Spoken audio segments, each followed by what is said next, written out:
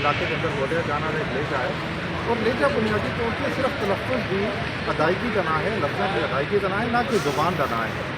ज़ुबान एक मुकम्मल जिस्म होता है जिसके अंदर वोकैबलरी है, जिसके अंदर ग्रामर है, उसकी रवायात में, लिसानी रवायात में, अदबी रवायात में, और वो सारी की सारियाँ पंजाब दियाँ सांझियाँ हैं। पूरी पंजाब के अंदर एक ही ज़ुबान है जिसकी साझी रवायात है।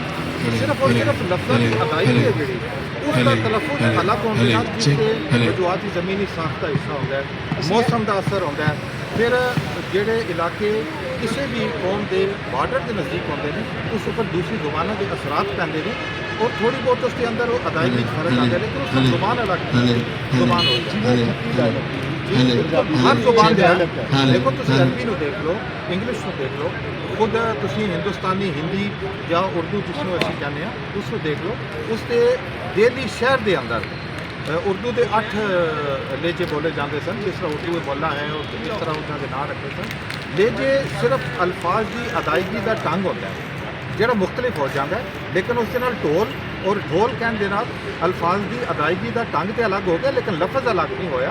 वोकैबलरी हो जाती है, लफ्ज़ों का भंडार हो जाता है, जुबान हो जाती है। और यही केस है साडा, इस बुनियाद उत्ते जिहड़ा असीं हमेशा खड़े हाँ कि जुबानों नूं तुसीं अदालती हुक्म के जरिए या आर्डीनेंस के जरिए या किसी भी हुकूमती हुक्मनामे के जरिए तुसीं ना वंड सकते हो ना इकट्ठा कर सकते हो, बल्कि एक फितरी अमल होता है, एक इरतकाई अमल ही चो गुजर के जुबाना बढ़दियां ने। और उस असूल लिसानियात के असूलों के तहत जितों तक लोगों बोलन विच दूजे नाल तर्जमे की जरूरत नहीं पैंदी या किसी दूसरी जुबान की जरूरत नहीं पैंदी, जुबान एक ही मनी जाती। और ये डीजी खान तो लैके अटक तक जितने भी साडे सूफी शोरा गुजरे ने, साडी लिसानी रवायत है जी सांझी है, तो जुबान एक ही है। उससे लेजे उन्होंने किसी कोई भी नाम दे लो लेजिया ना, लेकिन जुबान नूं असीं दूसरी या अलग जुबान नहीं कह सकते।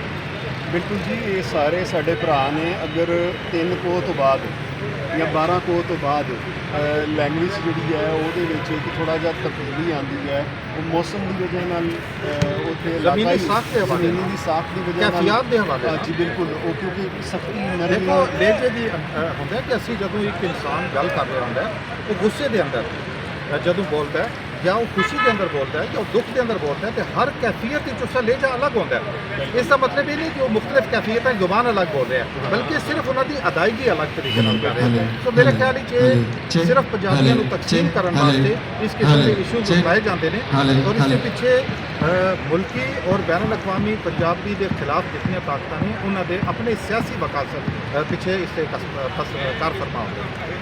दूसरी गल मैं कराँगा हज़ारे हज़ारे की जी देखो बोली जाती है वो 90% अखर उही वरते जाते हैं जोड़े कि निजी पंजाबी या माझी पंजाबी बोले जाते हैं, और 10% जोड़े ने वो थोड़े जिने होर होंगे ने जोड़े कि सानू आम लोगों सर हज़ारे का बंदा जी हज़ारे का बंदा जदों भी साढ़े हज़ारों बार पाई ने जदों आते हैं लाहौर रावलपिंडी, उन्होंने कभी भी तर्जमे की जरूरत नहीं पैती, उन्होंने कोई दूसरी जुबान बोलने की जरूरत नहीं पैती, बल्कि वो अपनी जुबान गल करते हैं और उत्थे का मकामी बंदा उन्होंने गल समझता है। इस तो ज़्यादा उन्होंने जुबान के एक होने की अलामत हो सकती है।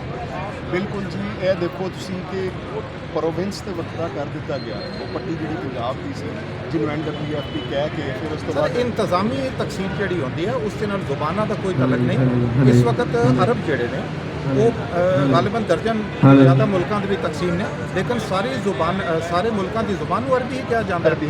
इंतजामी तकसीम के तहत अज अमृतसर जलंधर साढ़े तो अलग ने, लेकिन क्या असी उन्होंने जुबान अलग कह सकते हैं। सो इंतजामी तकसीमां का और मुल्की सरहदां का जुबान के नाल कोई तलक नहीं, ना ही जुबान नूं इस वंडिया जा सकता है। पिशावर और हज़ारे के अंदर बोली जाने वाली जी जुबान है अज भी वो अगर पंजाबी नहीं है तो फिर तर्जमे की जरूरत पेश आनी चाहिए, और अगर तर्जमा नहीं करना पैंदा तो फिर वो पंजाबी है। सानू उस असूल को तस्लीम करना पड़ेगा। केसन चिरागुद्दीन बाना साहब जी साढ़े पंजाबी एक्टिविस्ट ने भरा ने, कहते हैं देर आए दुरुस्त आए, इन्होंने देर नाल मुलाकात हुई, सोशल मीडिया पर इंटरैक्ट होया एक दो बारी, लेकिन शायद समझने के एक दूसरे में थोड़ी जी जरूरत होंगी है एक मुलाकात की। जो तक कहते हैं एक मुलाकात तो वो वाली गल है कि अज एक मुलाकात हुई तो वो सानू इन्हों के बारे तो इन्हों साढ़े बारे भी पता लगा होएगा कि असी की कर रहे हैं, साडा मिशन की है। तो देखते रहो, जुड़े रहो। असी तुहानू 3 दिन की जी पंजाबी कॉन्फ्रेंस है वो अनेकों पंजाबी वो योद्धे जिहड़े कि शायद तुसीं पहले नहीं देखे, उन्होंने तुहानू दिखावांगे। योद्धे इसलिए कह रहे हैं कि चुप करके बह के जंगा लड़ रहे हैं माँ बोली वास्ते। ठीक है, फिर हाज़र होवांगे। रब रखा।